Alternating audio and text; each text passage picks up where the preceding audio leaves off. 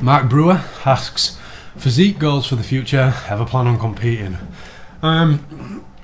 Physique goal is mainly to try and stay around the 15% body fat max. I don't want to go like into 20% territory and chubland, but then I don't want to go down into like less than 10%, you know, lean. It's just, for me, I mean, for some people it's relatively easy to do and they can keep it up, but I have got a bit of a psychological attachment to food, and I do enjoy eating. So for me, it's just too much effort. I like going out and I like having a beer, and yeah, you can fit them into your calories, but once I've had a couple of beers, that's it. I just eat whatever the fuck I want. So there is that, you see. So as long as I can stay around that 15% mark max, I'm more than happy. Ever plan on competing? Like I say, my goals now are to just focus on powerlifting. I did actually want to do a bench competition, which is next week, I believe, but obviously the injuries have just prevented that from coming to fruition, so it'll be a while before I do that.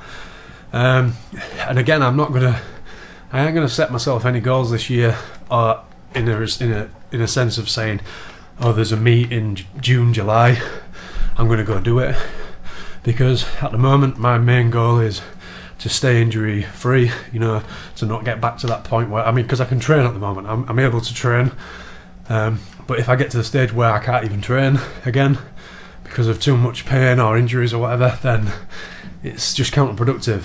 And if I set myself a time goal of, say, a time restrictive goal, say by June, it means that I'm going to end up forcing myself, pushing myself, and I'll end up getting hurt again.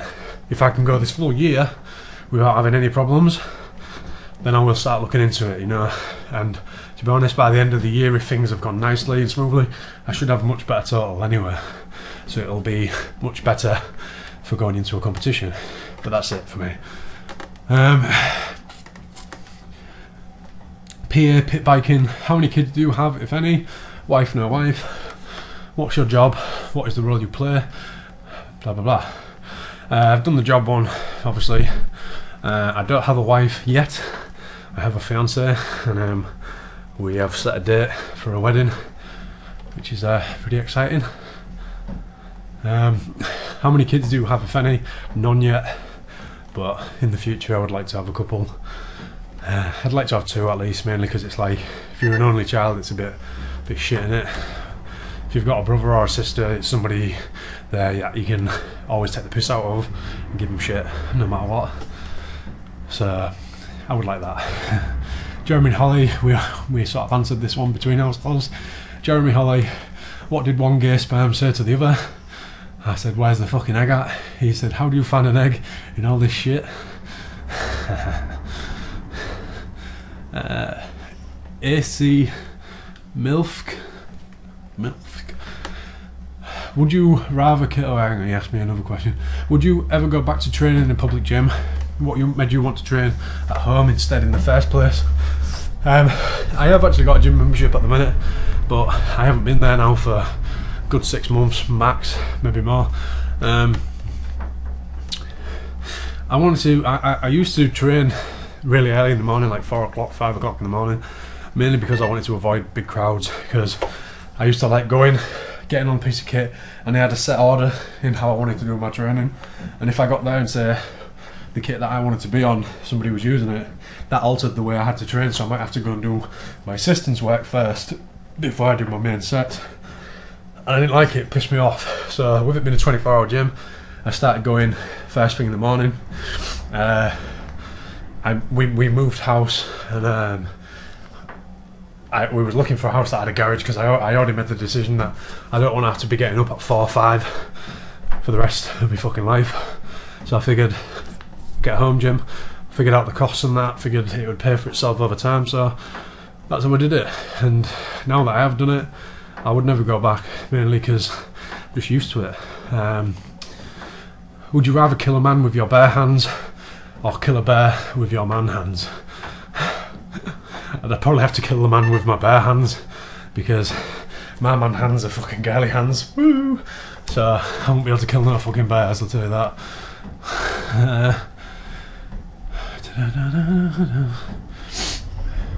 Okay.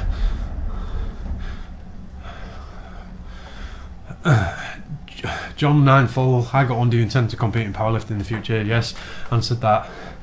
Might not be this year, could be the year after. It all depends on staying injury free. 9 Hours TV. How old does a pear tree have to be to support the weight of an adult partridge?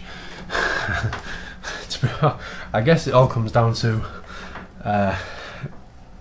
whatever age it requires for the branches and the actual trunk of the tree itself to be able to support a partridge. Now, I don't know how big a partridge is, but it can't be a kilo, I wouldn't have thought. I don't think they're that big, are they? So let's say if it was a few hundred grams, I'd have thought maybe a fairly matured sapling would probably be able to handle an adult partridge, but that's just what I'm thinking. David Liang, what motivates you to train and what got you started? Just because I enjoy doing it, I love it. That's the only motivation I think you need. Like when people ask, "Oh, how can I stay motivated?" You either want to do it or you don't. You either enjoy it or you don't. If you don't enjoy it, you've got no chance. And also, what's the point? Do something you enjoy. What got me started was back in 2010, and I looked, and I just thought, I need to not be so chubby anymore. So in 2011, on January the 1st, I decided I was going to lose a lot of weight. And that's how I started. I started setting out to try and lose weight, basically get in shape. I wasn't really interested in powerlifting, didn't know anything about it. I just looked in, I was more motivated by bodybuilding than anything else. I started thinking, oh, I want to do this, I want to do that. I sort of had an idea that obviously the big boys, they're all on gear, and that wasn't something that I wanted to do. And I just figured I'd just try and do what I could do. And then obviously you start realising that, well, I'm never going to be one of those big cunts on the stage, you know, because unless you do hop on that day, you got no chance. So I started getting more interested in the powerlifting side of things. Not to say obviously that they don't juice as well, but it was more the thing with powerlifting, it's a case of you either pick the weight up or lift the weight or you don't. Whereas with bodybuilding, you've got people watching you and saying, yeah, your delts are shit, your quads aren't feathered enough, sorry, no, you don't win. And I just thought that was bullshit, so I thought, fuck that.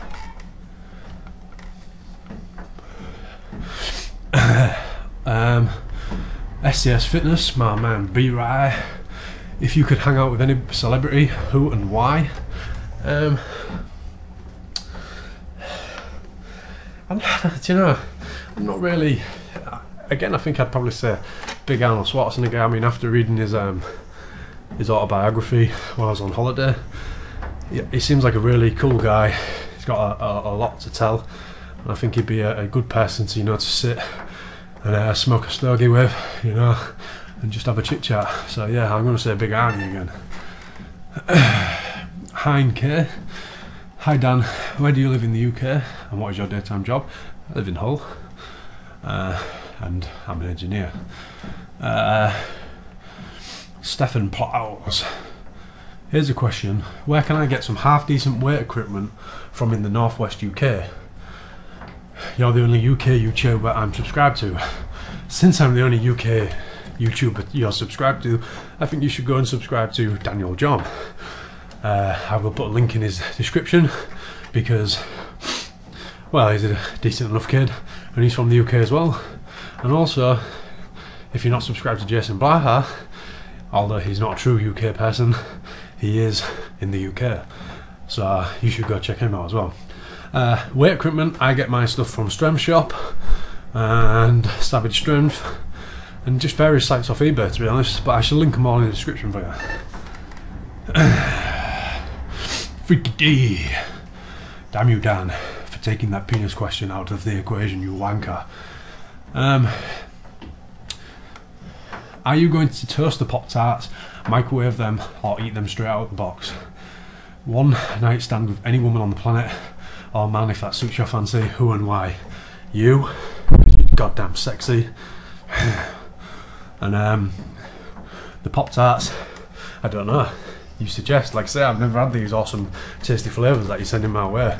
We just get the shit ones that are like strawberry and fucking cherry and apple, just like really shit flavours.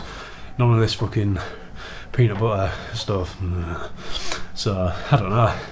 Probably do a bit of a mix, toast it, eat it cold. I don't know. Fat guy, skinny wallet. Big Khalif didn't come up with a question. Shame on you.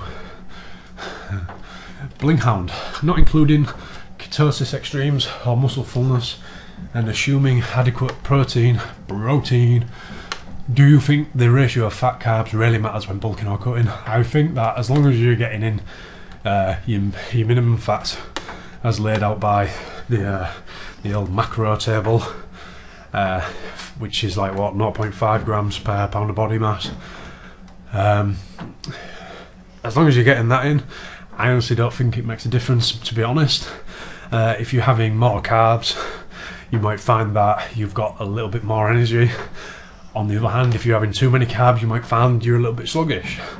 You know, I found this myself. If I go a bit over the top with the carbs, I start to feel a bit like, oh fuck, I'm so sleepy right now, and I go in a bit of a carb coma. So, you know, I don't think it matters as much as people overthink things. You know, I'm a big